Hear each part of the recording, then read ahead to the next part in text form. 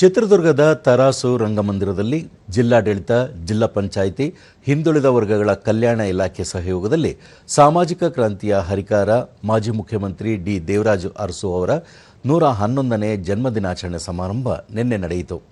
ಇದೇ ವೇಳೆ ವಿವಿಧ ಸ್ಪರ್ಧೆಗಳಲ್ಲಿ ವಿಜೇತರಾದ ವಿದ್ಯಾರ್ಥಿಗಳಿಗೆ ಬಹುಮಾನ ವಿತರಿಸಲಾಯಿತು. ಕಾರ್ಯಕ್ರಮದಲ್ಲಿ ನಗರಾಭಿವೃದ್ಧಿ ಪ್ರಾಧಿಕಾರದ ಅಧ್ಯಕ್ಷ ಎಂಕೆ ತಾಜ್ಬೀರ್, ಅಪರ ಜಿಲ್ಲಾಧಿಕಾರಿ ಬಿಟಿ ಕುಮಾರಸ್ವಾಮಿ, ಲೇಖಕ ಆನಂದ್ ಕುಮಾರ್ ಸೇರಿದಂತೆ ಹಲವರು ಉಪಸ್ಥಿತರಿದ್ದರು.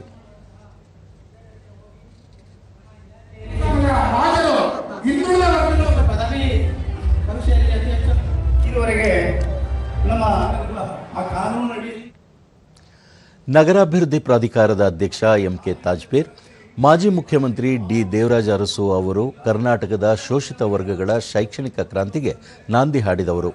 ರಾಜ್ಯದಲ್ಲಿ ಹಾಸ್ಟೆಲ್ಗಳನ್ನು ಸ್ಥಾಪಿಸಿ ಬಡ ಮಕ್ಕಳ ವಿದ್ಯಾಭ್ಯಾಸಕ್ಕೆ ನೆರವಾದರು ಎಂದು ಶ್ಲಾಘಿಸಿದರು.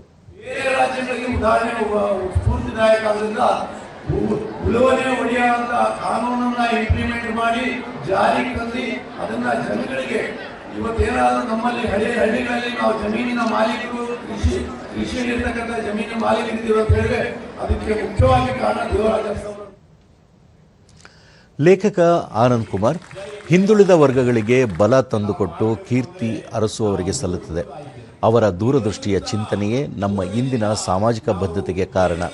ಅವರ ವಿಚಾರಧಾರೆಗಳು ಮುಂದಿನ ಪೀಳಿಗೆಗೂ ತಲುಪಬೇಕು ಎಂದು ಹೇಳಿದರು.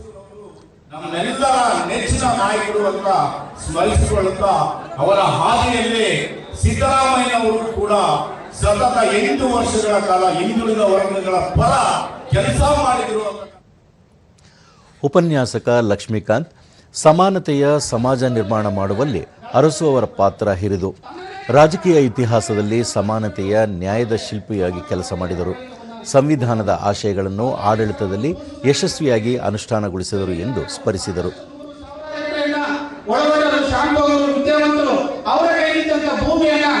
ಸಮಾಜವಾಗಿ ಸಮಾನವಾಗಿ 20 ಲಕ್ಷಕ್ಕೂ ಹೆಚ್ಚು ಎಕರೆಗಳನ್ನ ದಲಿತ